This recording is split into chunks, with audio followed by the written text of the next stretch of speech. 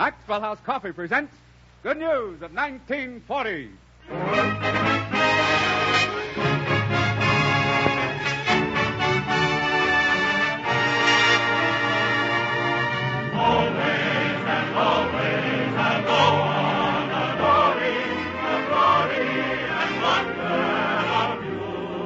The makers of Maxwell House Coffee welcome you once again to an hour of entertainment brought to you each week from Hollywood and starring Fanny Bryce, Hanley Stafford, Connie Boswell, and Meredith Wilson and his orchestra. Tonight's guests of honor are Walter Huston and one of the screen's foremost character comedians, Raymond Walburn. And here is your host for this hour of entertainment, Edward Arnold.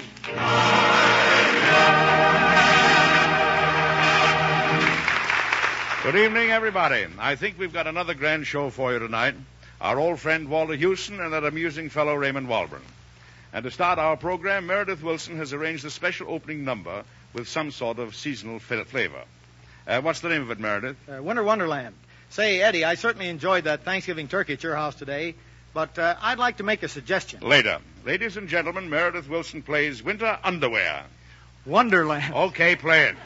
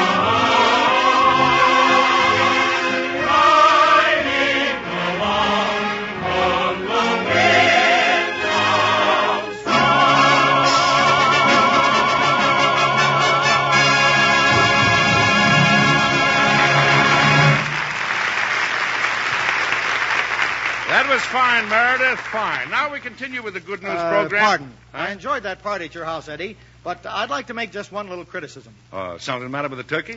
No, the turkey was fine, what there was of it. What? And there was plenty of it, such as it was. As a matter of fact, even if it was no good, I wouldn't complain about it. I'm too well bred. Yes, I can see that. But what is it that's rankling on your breast? Oh, that's gravy.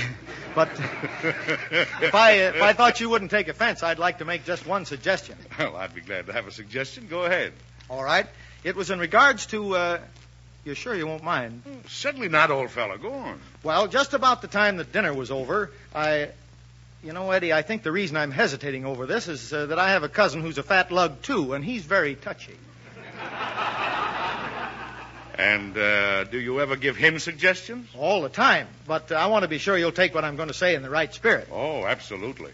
Well, what I was thinking was that at your party, right after the... Listen, Eddie, you're sure I won't hurt your feelings? Come on, what is it? All right, you asked for it. I don't think it was right for you to have those collie dogs of yours in the dining room while we were eating dinner. Well, I must say, that's a very silly criticism. I have those dogs in the dining room with me every evening. Well, they're extremely well-mannered. Well, maybe so. But it was awfully annoying to have them sitting there for half an hour licking my fingers. Well, if you'd eat with a knife and a fork, you wouldn't be so friendly. Oh. I knew you'd lose your temper. I'll never make another suggestion to you again. Now you're cooking with gas. All right, we'll go ahead with the program. Ladies and gentlemen, our guests of honor this evening are Walter Huston. Oh, I like him. Good. And that amiable gentleman of the screen, Raymond Walburn. Well, that's a relief. What do you mean, a relief? I was afraid you were going to have that uncouth Rosenblum again. Well, what's the matter with him? I think he's very amusing, and so does the public. Amusing nothing. He's a dope. Why, he's no actor. The guy is punch drunk. Well, Meredith, he's been in 400 fights. What's your excuse?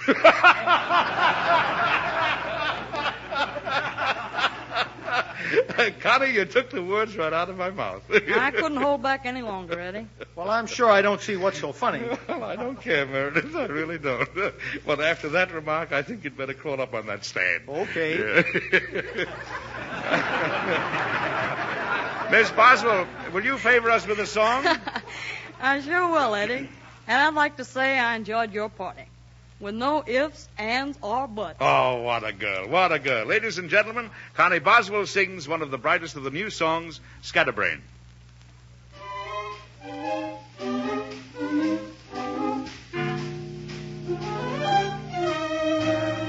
You're as pleasant as the morning and refreshing as the rain. Isn't it a pity that you're such a scatterbrain? When you dance, it's so delightful. When you talk, it's so insane. Still, it's charming, scatterbrain. I know I'll end up apoplectic, but there's nothing I can do. It's just the same as being in a hurricane. And though my life will be too hectic, I am so in love with you. Nothing else will matter. You're my darling scatterbrain.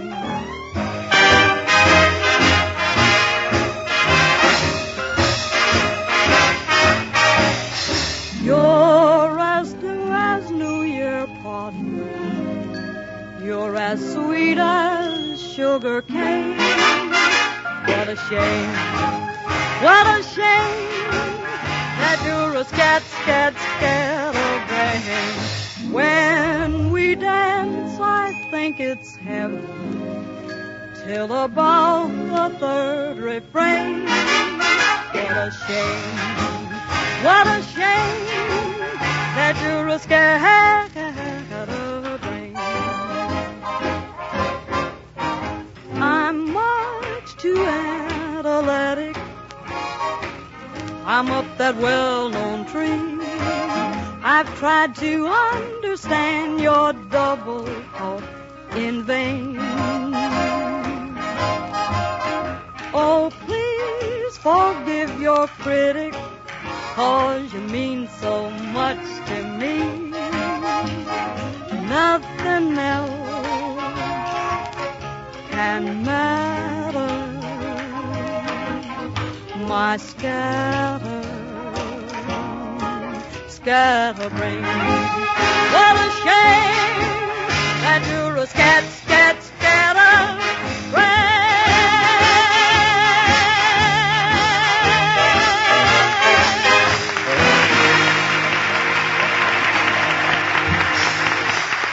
And here's Warren Hull all ready to set the next scene. Thanks, Eddie. The scene is just outside the football stadium nearest your town and mine. It's just a few minutes before game time. The sky is gray. There's a real chill in the air. But say, I've never seen so many smiling faces. As we join the huddle of happy young people to our right, we hear... Say, Judy, pass that thermos of coffee over this way, will you please? Right, Bob. But go easy on it. We'll be frozen before the game is over unless we save some coffee for the half. Okay, Judy. But say, next time, let's bring more coffee. Football and Maxwell House coffee mean a big afternoon in any man's language. Yes, whether it's on the campus or in the kitchen, there's nothing like the cheery stimulation and friendly warmth of a steaming, fragrant cup of Maxwell House coffee to set a man right with the world. You see, ever since it was created more than 50 years ago by a man named Joel Cheek, this famous coffee has been a favorite with thousands of men the country over. First, because we found a way to further enrich this famous coffee blend so wonderfully that now you get extra goodness, extra body and richness, flavor you may never have known in coffee before. Second, there's a new radiant roast process which roasts each coffee bean evenly all the way through. No chance this way of weak coffee from under-roasting or bitter coffee from parched coffee beans. And that's why today more people are enjoying Maxwell House than ever before in its history. So if you haven't tried Maxwell House coffee lately, get a pound tomorrow, won't you? We think your own enjoyment and satisfaction will tell you this new Maxwell House is now, more than ever, good to the last drop.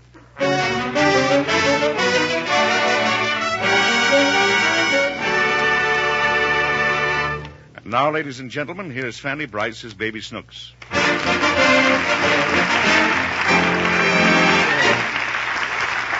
Well, it had to happen sooner or later. Daddy, played by Hanley Stafford, has received a jury summons and must appear in court today. To make matters worse, this is Daddy's busy day at the office. And as the scene opens, we find him dressing hurriedly and in a none too pleasant mood. Listen. Fine thing. 5 million people in this city, and they have to pick me for jury duty. I'll give the guy life. Good morning, Daddy. What's good about it? Huh? Nothing. Look out, Snooks. I'm in a hurry. Where you going? I have to be in court in half an hour. Where's my pants?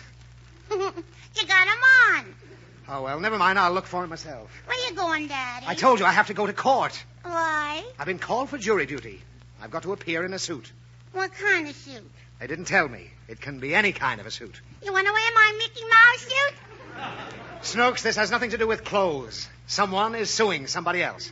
Why? I don't know. I'll find out when I get there. Why do you have to go, Daddy? Because I'm going to be a member of the jury. I want to join, too.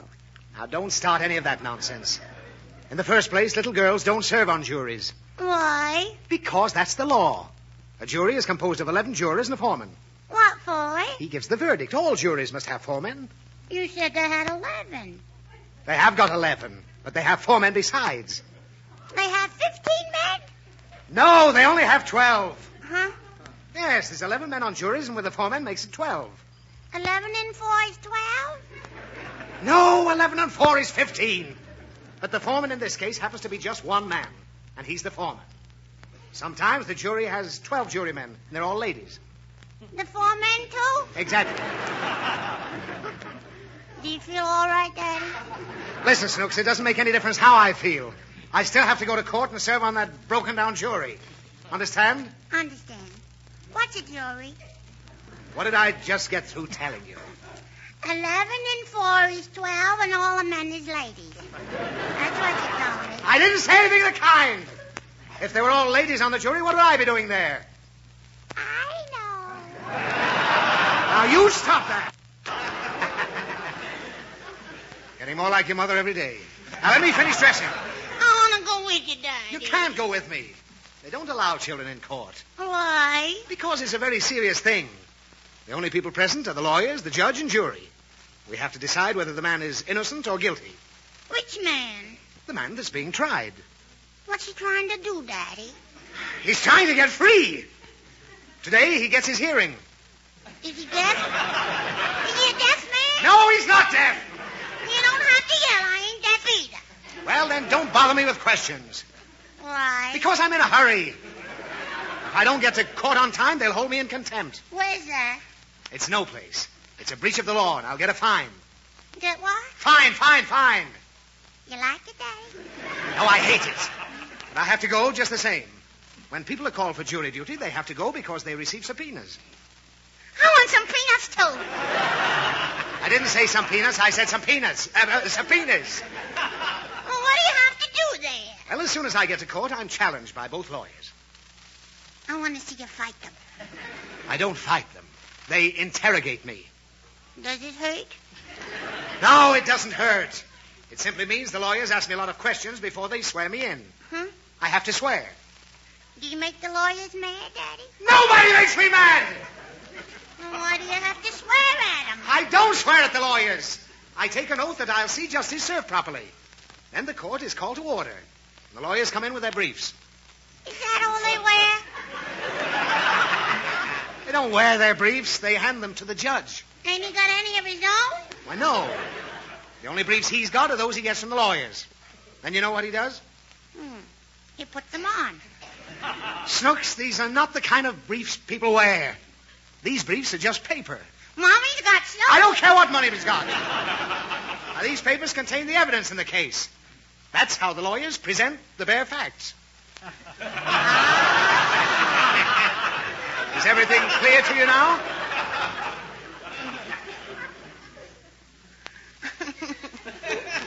Uh-huh. Nobody wears nothing. body is fully dressed. The evidence is presented, the witnesses testify, the lawyers argue the case, and then the judge charges the jury. How much? He doesn't charge them money. He places the case in the hands of the jury. We weigh the testimony and bring in the verdict. I want to go see you do it. No, and I've got to leave right now. Oh, take me with you, all. You'll what? I'll shake my head till my head falls off. Oh, please, Snooks, don't make any trouble now. I'll be late for court. Take me with you, Dad. No. Now, look here. I'll show you what happens there. Satisfied? Satisfied. All right. You'll be the defendant, and I'll be your lawyer. Now, you take the stand. Where shall I take it, Daddy? Nowhere. Just sit in that chair and hurry. Now, you were charged with stealing some cookies from the kitchen. Am I? Yes. First, I have to swear you in. Repeat after me. I solemnly swear to tell the truth, the whole truth, nothing but the truth, so help me. I solemnly swear to smell the fruit, the whole fruit. Never mind. I'll just examine you. Shall I stick up my tongue? No. I'm going to prove that you didn't take those cookies from that cookie jar. You can't do it. Why not? 'Cause I took them. Well, that's fine. You're convicted. Then stay dressed. Goodbye. Goodbye.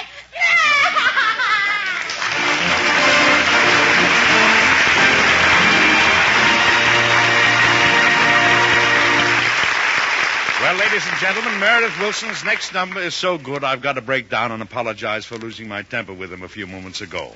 Meredith, I am truly sorry. Okay, Ed. Possibly I was at fault. Don't let's go into that. But honestly, here's another one of these arrangements in the South American rhythm that really does something to me. This time, it's The Moon Was Yellow. And ladies and gentlemen, it's marvelous.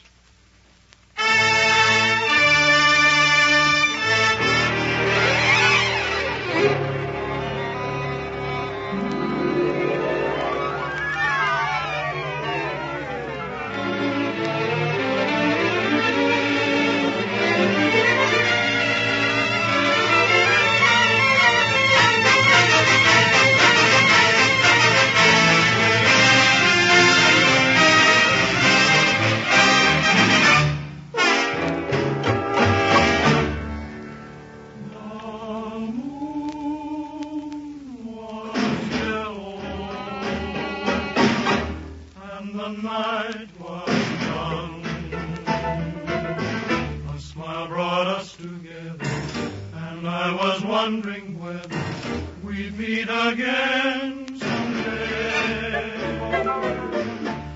The moon was yellow,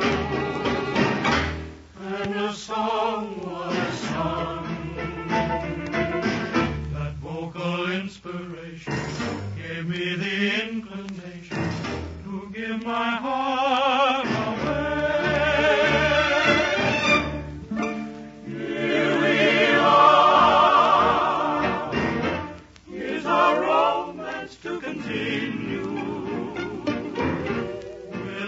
My luck to win you. May I love that song.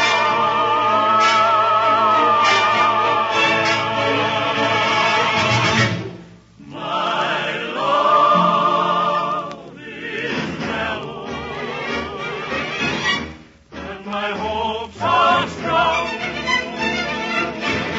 Around that Cupid pillow, behold, the moon is yellow, and the night is young.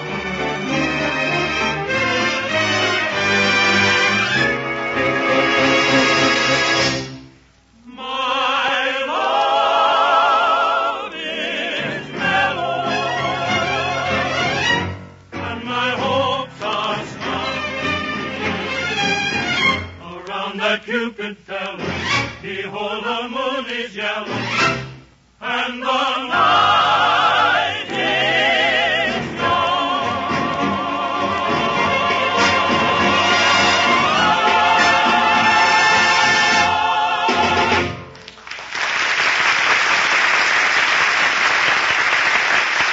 And now I want you to meet one of the most amusing and versatile comedians and character actors in Hollywood. On the screen, you know Raymond Walburn as a conniving gentleman with a blustering manner and a roving eye for the fair sex. Off the screen, he is quiet, reserved, and almost monkish in his habits. Ladies and gentlemen, I give you the other side of Raymond Walburn, better known as the Deacon. All right, Raymond, come on out and say hello to the people.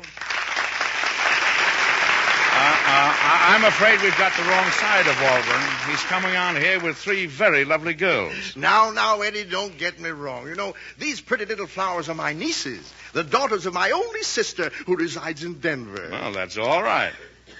They have attended exclusive finishing schools in the East, but every winter they come out here to spend a little time with their old Uncle Raymond. You know, they're lovely, well-bred girls. Yes, I'm sure of that. Now, girls, I'll have to find some seats for you. How about those seats in the front row, or would you rather sit on the stage? I don't stay here. We'll sit on the stage, mister.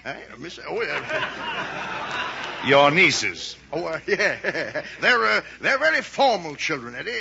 An old Chicago family. I thought you said Denver. Oh, I did say Denver. You're quite right, Edward. But I might just as well have said Schenectady. Why? My sister's third husband was a gypsy. Yeah. They're beautiful children, aren't they? I should say so. Why, they could be in Earl Carroll's show. They are, Eddie. They are. Sit down, girls. Sit down. Well, Deacon, you've crossed me up. Here I've been trying to show the public your offstage character, and you walk in with a handful of chorus girls. Now, is that cricket? No, Eddie, but it's more fun. However, Edward, you can put your mind at rest. These delicate creatures are business associates of mine. Yes? Yes, they hold responsible positions in one of my holding companies. Hold on. I'm holding. This is most interesting, Deacon. Not many people know this, but I myself am behind a big corporation. Well, I think everybody knows it, Eddie. I do, really.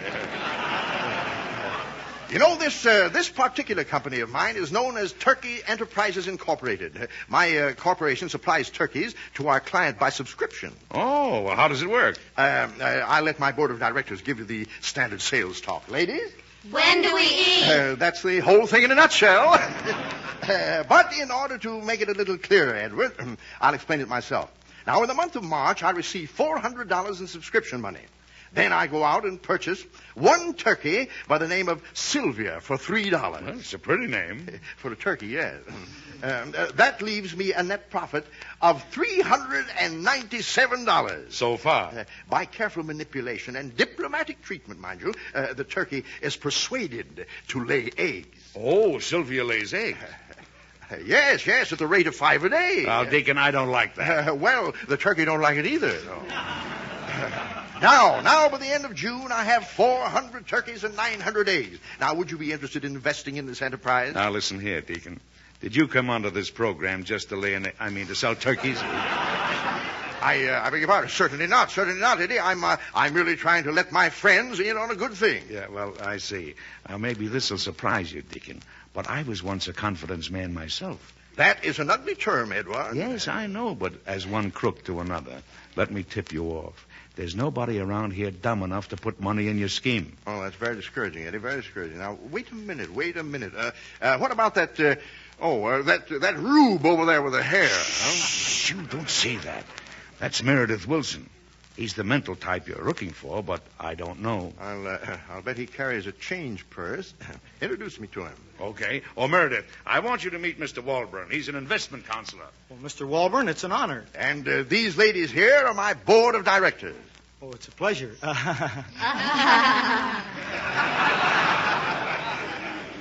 Mr. Wilson, you seem like a man of discernment. Do you know anything about turkeys? Do I? You might not think it to look at me, but I was raised on a farm. Well. That just goes to show you can't judge a book by its cover. No. Yeah. So you're familiar with raising turkeys, eh? I slept with turkeys till I was 9. Oh, you did? Yes, sir. My father raised turkeys. Meredith was the oldest. Well, I know one thing. You can't make any money with turkeys. Quite right, my boy. Quite right. Are you married? In a small way. Don't let that bother you, girls. We won't. Well, tell me, Mr. Wolfson. Wilson, 2 L's. Normandy, 2348. That's my office phone if anybody's interested. I'll have to get my hunting license. Tell me, Mr. Wilson, how are you going to remember your wife this Christmas? Well, how can I forget her? She'll be right there under the tree. No. No. I'm talking about a little gift to gladden their heart. Would you be interested in a fur coat? Slightly stolen? What's that? Nothing. Mr. Williams? Wilson. Wilson. I can get you a nice fur coat for Mrs. Williams very reasonably. Finest fur on the market. Well, will it stand the rain? Well, did you ever see a skunk carry an umbrella? No. I can let you have this coat for, well, now, how much money did you say you had? $300. $300. Well, that's lucky, isn't it? Yes, sir. Could you get to the bank tomorrow morning? And, I'm too smart for those banks, Mr. Walburn. I carry the money right with me, pinned to my undershirt. You say you have $300 on your person at this very moment? Yes, sir. I see. How would you like to come over to my house and take a shower? Wait a minute, Deacon. Chisel it. Don't steal it. Okay. On second thought, my boy, that fur coat would not be a good investment for you. For $300, I'm going to let you have 300 shares of stock in the Spurious Gold Mine Incorporated. That entitles you to all the privileges. Well, what does that mean? That means that you'll be taken into the firm. Oh, boy. I always say, he who hesitates has lost. Here's the 300, Mr. Walburn. Thanks. You're a shrewd operator, my boy. Well, when will you take me in? You've been taken in already. Ladies, a new addition to our board of directors. When do we eat? Right now. See you later, Eddie.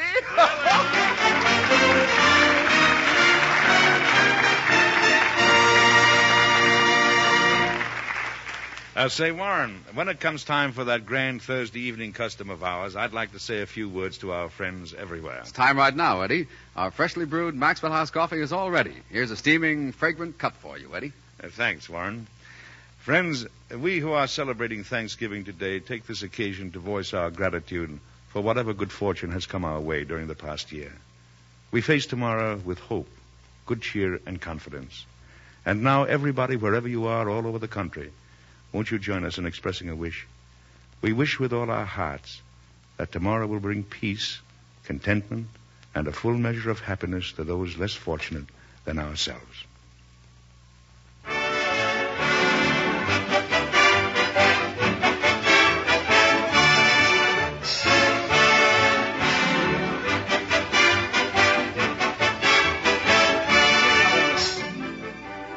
We return in just a moment when you will hear Walter Huston in a stirring drama and the entire cast in a comedy sketch. In the meantime, we pause briefly for station identification.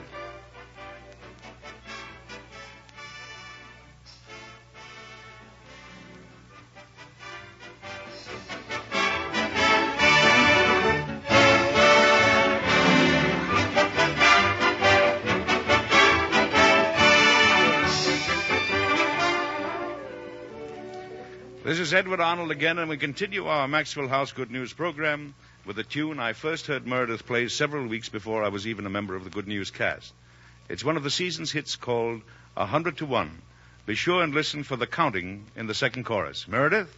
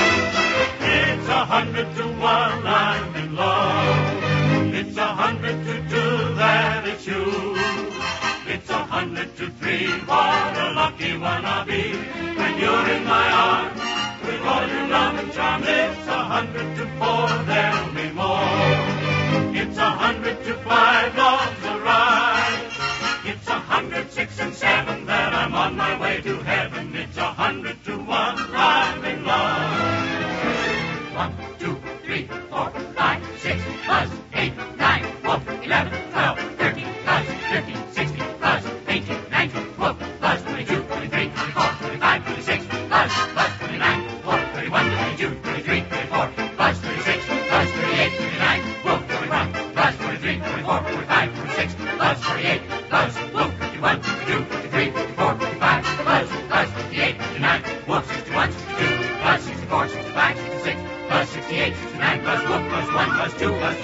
4 plus 5 plus 6 plus 8 plus 9. Whoop, 81, 2, 3 plus 5, 6 plus 88, 89. Plus 92, 93, 94, 95, 96. Plus 98, 99. Oh, it's 100 to 1 I'm in love. It's 100 to 2 that is true. It's a 3, 4, 5, 6, 7 that I'm on my way to heaven. It's 100 to 1 I'm in love.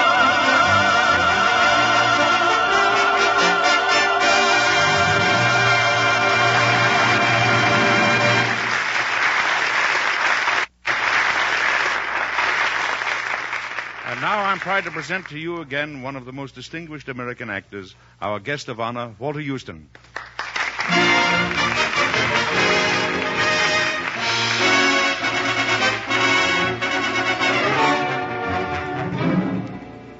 Tonight, Walter Huston will play an old part in a new play, a part, curiously enough, that he created years before the play was written, Bright World by Arch Obler.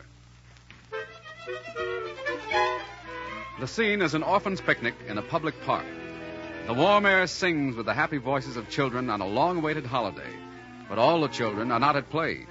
One small boy sits huddled on the grass, far apart from the others.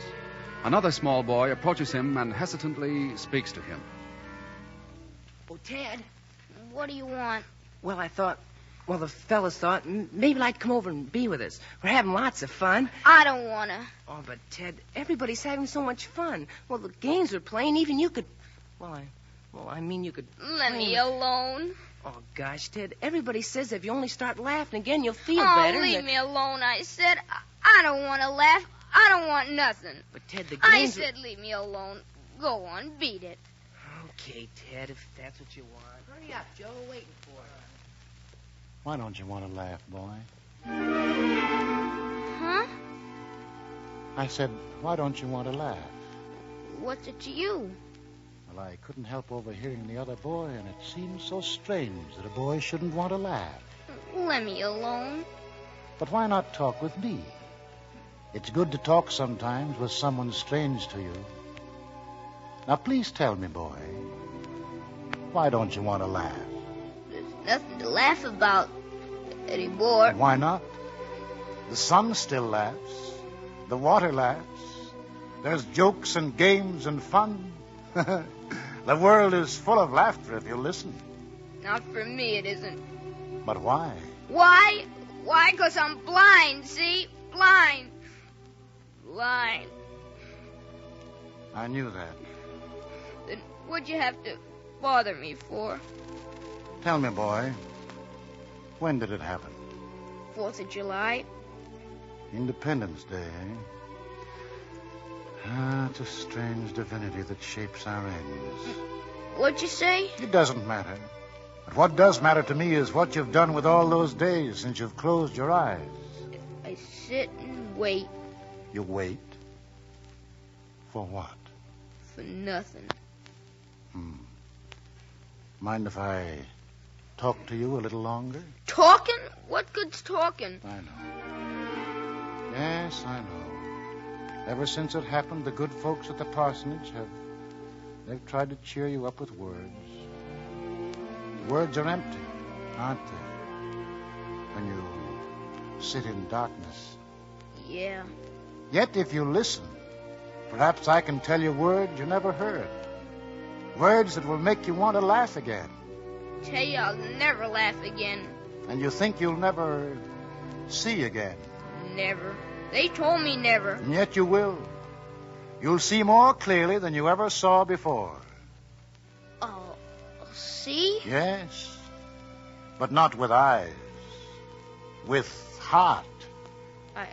I don't know what you mean. When boys and men see with their eyes, they just see as far as their eyes can see. A little world of kites and sleds and making money. But mind and heart is far more real. Far more wonderful. But how? How can I see? It's all so terrible dark. Now, think of a ship. A great black pirate ship. The sails are white against a sky of blue. Think of it, boy. Think hard. Yes, I'll try. The ship is bounding high against green waves that throw it here and there. A great black ship with sails of white. You see it, son. You must see it. Yes. Yes, I see it. I see it. Now, that ship that's there inside your mind is a ship I never saw in life. I read about it in a book when I was just about as old as you are now. And yet I see it. And you see it. Just from words. Yes, far better than if we saw with wide open eyes. Do you understand? I think I do. Yes, I do. That's fine, boy. That's fine. Now you'll have a wonderful world of books, and yet not books, but living things. You'll see them in your mind. They'll live, they'll breathe, they'll be. No, wait, boy. Why do you turn your face away? But I'll never be able to do anything. Oh, yes, you will. Yes, you will. You'll find new things to do. But I can hardly walk. I run into things. I fall. So dark, mister. Yes, but now that you know the darkness really isn't there, it's just a great white canvas on which to paint the pictures that the words of books and friends will bring you. And if there is no dark, why be afraid, boy? Why be afraid? I'm not afraid. No, I'm not afraid. And being unafraid, you'll try to do things, won't you, boy? Yes, I will. Yes, I know you will. You'll never be afraid again, boy. You'll live with goodness and with courage, and you'll make the world a better place because of your life in it. Will I, mister? So now you see why you can laugh, boy. Well, you thought you'd nothing left, and yet you've got the whole world of air and sun and rain to feel. A world of all the great minds left to understand. A world of friends to love and share life with you. Gee, I've got so much left, haven't I? So come on, boy, laugh. Lift your face and laugh. The joke's on you. You've got the world. Laugh, I tell you, laugh. It's good to laugh, isn't it? Yes, it's good to laugh.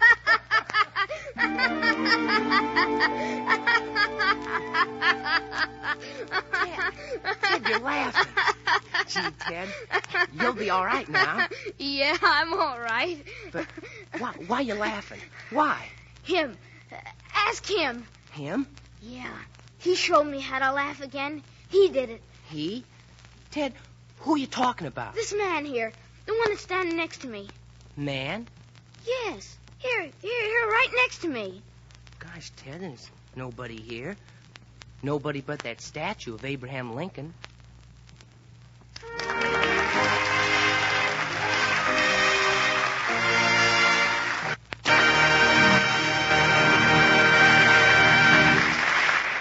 Yes, it was an old part in a new play, for Walter Huston will be remembered perhaps best of all in the character of Abraham Lincoln. There's a real reason for honoring Lincoln tonight. A double reason. This is the beginning of Thanksgiving week, and Abraham Lincoln is the father of Thanksgiving.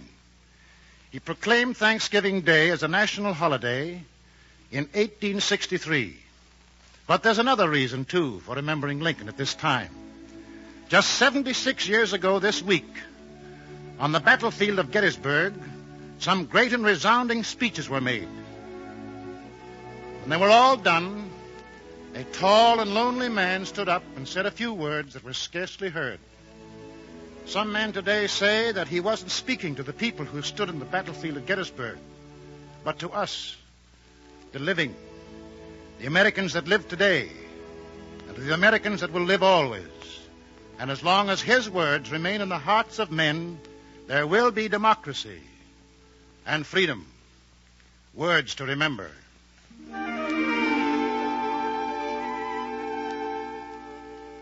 Fourscore and 7 years ago, our fathers brought forth on this continent a new nation, conceived in liberty and dedicated to the proposition that all men are created equal.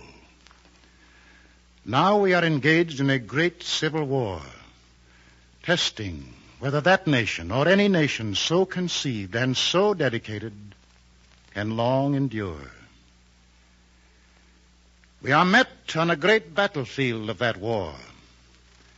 We have come to dedicate a portion of that field as a final resting place for those who here gave their lives that that nation might live.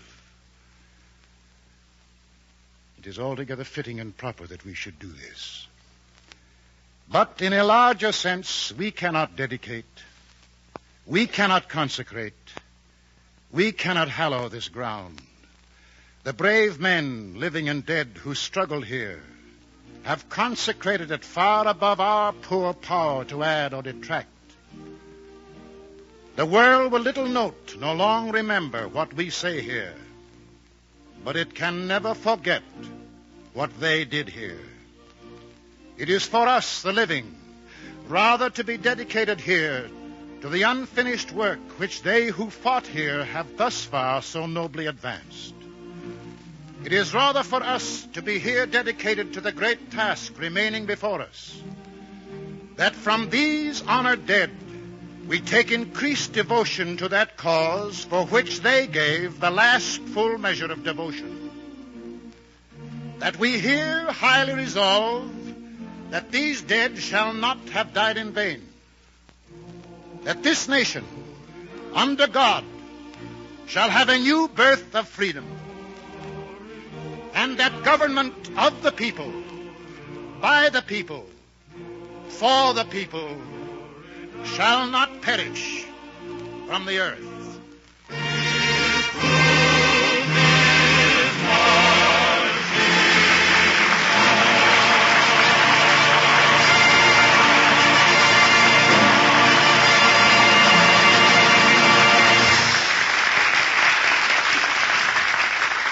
And now from 1863 back to 1939, Connie Boswell sings one of this season's hit ballads, and it's from the new Rodgers and Hart musical comedy, Too Many Girls, and it's called I Didn't Know What Time It Was.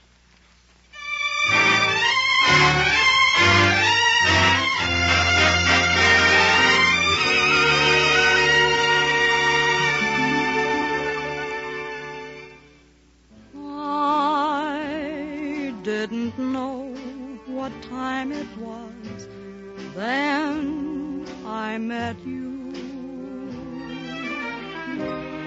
Oh, what a lovely time it was, how sublime it was too.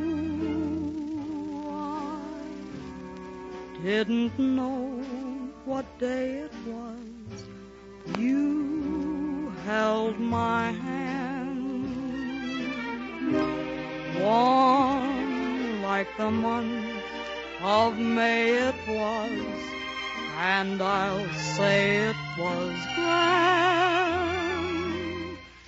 grand to be alive, to be young, to be mad, to be yours alone. Grand to see your face, feel your touch, hear your voice say, I'm all your own.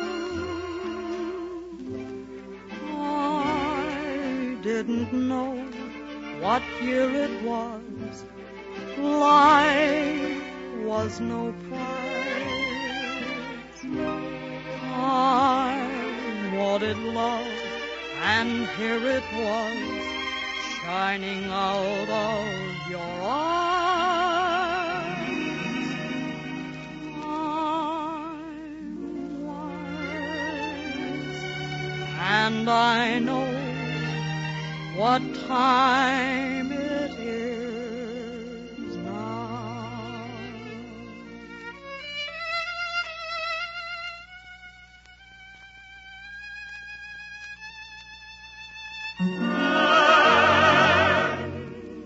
To be alive, to be young, to be mad, to be yours alone.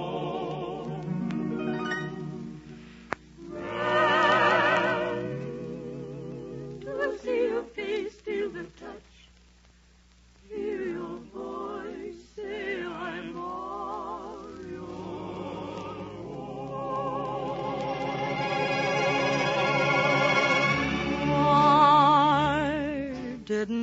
know what year it was. Life was no prize. I wanted love, and here it was, shining out of your eyes. I'm wise, and I know what time it is now. I know what time it is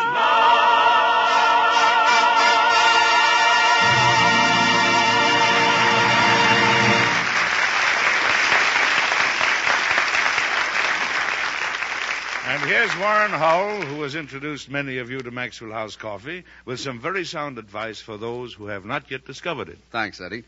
Ladies, if I were to ask you why you do so much of your marketing in person, I'm sure you'd say... Well, Mr. Hull, we like to see what we buy. Make sure it's fresh. Of course you do. And your reward for buying perishable meats, fruits, and vegetables at the peak of their freshness is extra flavor and goodness at the dinner table. Now, that kind of freshness is important in coffee, too. But you can't see coffee freshness in the store. Not until the coffee is in your kitchen do you know whether it is roaster fresh or whether its flavor has wasted away because for several days it was imperfectly protected from air. Yes, air steals away coffee flavor. All coffee, ground or in the whole bean, starts to lose flavor as soon as it's roasted if exposed to the air. In fact, ground coffee, packed in the usual containers where air can easily reach it, loses as much as 45%, nearly half its flavor, in only 9 days. Now, that's why we take Maxwell House coffee, still fresh and fragrant from the roasting ovens, and pack it in that familiar blue super vacuum can. No air can get in, so no flavor can get out.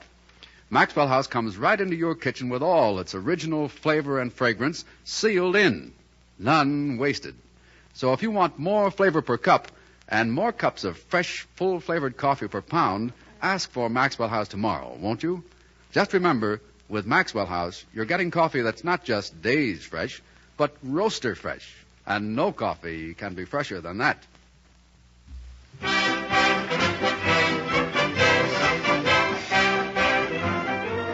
Well, ladies and gentlemen, last week we presented a football sketch because football was in the air.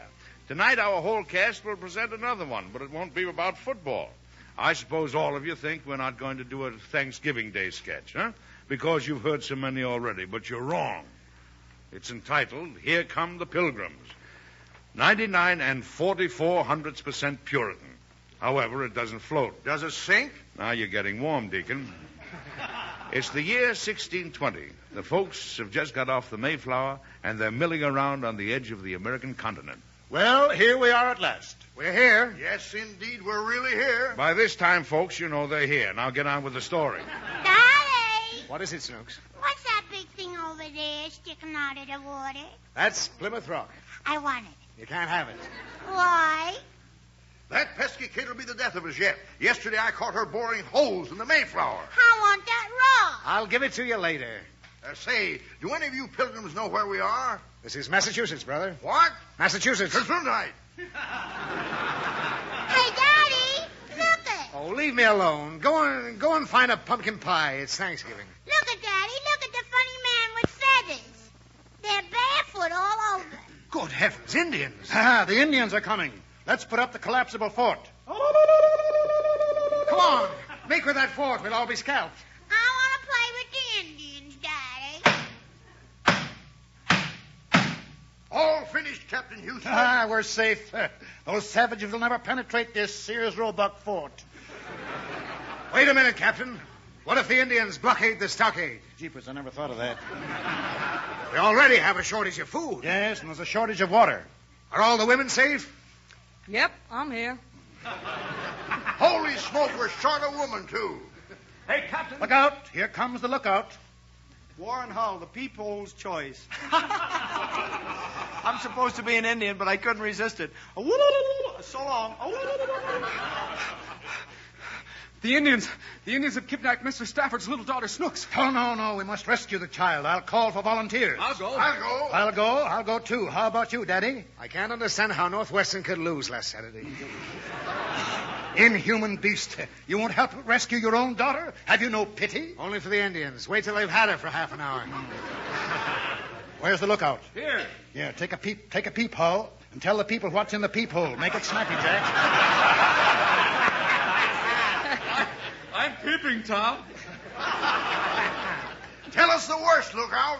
The Indians are coming back, and they're bringing Snooks with them. That's the worst. They're waving a flag of truce.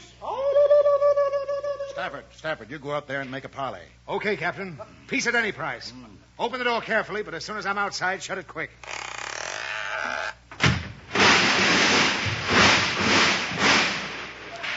Hey, what happened to the collapsible fort? It's collapsed. Shh. Let's listen to the parley. Hello, Daddy. Look what I brought you. A big fat Indian. Why, Snooks! Snooks, let go of that Indian's feathers. He'll scalp you. No, he won't. He likes me. Well, I don't know how to talk to this muzzler. What's new, Tonto? That ain't his name, Daddy. Oh, excuse me. You know his name, Snooks? Uh-huh. Are you sure? Uh-huh. Well, what is it? I don't know. He's trying to say something, Snooks. What on mine, Chief? We want 'em only peace. How? Why? Huh? Tonk. Oh, don't argue with him, Snooks. Now, listen, brother, we only came here to start a little subdivision, make a few dollars. Why don't you call off the tribe? We'll all celebrate Thanksgiving. Oh, Clay, me very friendly. He's got a turkey, Daddy. Oh, you have? Sure, I got turkey. You want him celebrate? Sure. You better hurry up, or he'll be doing Greek next. Snooks, we made peace with the Indians, and we're going to have a turkey dinner. Call everybody together. All right. Come on, get your turkey. Sit down, everybody. Oh, it's a nice one. All right, now, everybody squat down Indian fashion. In honor of Chief Tonto, we're going to divide the turkey in the traditional manner of the Blackfeet tribe. Give me the Blackfoot, Daddy. No. The turkey's to be divided according to where the people come from. Oh, good. Captain Huston, where are you from? I'm from the north. The north? You get the neck. Mr. Hull? I'm a Westerner. All right, sir, so you get the west wing. I'm from the east, so I'll take the east wing. Connie, where are you from? I'm from the South, and I don't like turkey. Ow! Me kill 'em all, paleface. Ow! Connie, you insulted him. He'll have us all scalped. Yes, he's mad at Connie. No, he ain't. Snooks, did you have anything to do with this? Uh-huh. What did you do? I gave the Blackfoot the hot foot. What a Thanksgiving.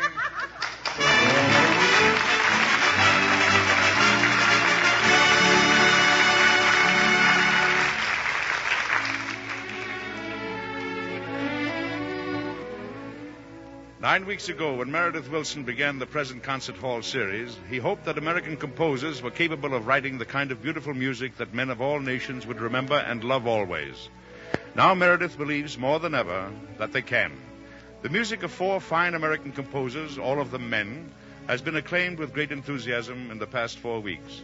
Tonight's composer is a woman, the celebrated Dana Suisse, whose American Nocturne, written especially for this series, will now be given its world premiere. All right, Meredith, Miss Dana Suisse's American Nocturne.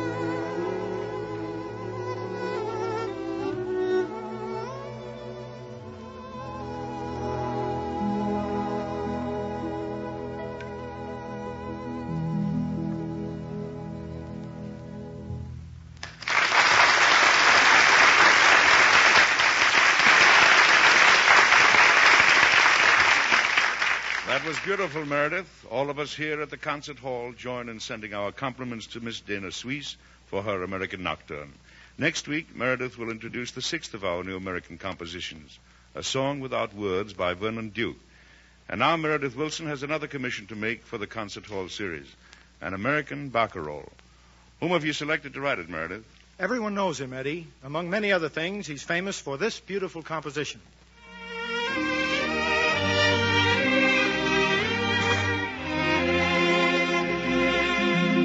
Of course, it's Harry Warren, one of our best-loved and finest popular composers.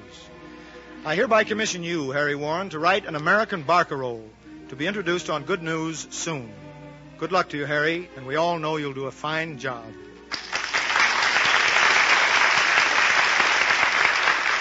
I don't like to be too optimistic, ladies and gentlemen, but next week looks like a very fine program. In addition to Fanny Bryce, his baby Snooks, and her daddy, Hanley Stafford, Connie Boswell, Meredith Wilson, and his orchestra, we have as our special guest one of my favorite comedians, Lou Holtz. And, of course, I'll be tagging along, too. So this is Edward Arnold, hoping to see you again next week, and bidding you now good night.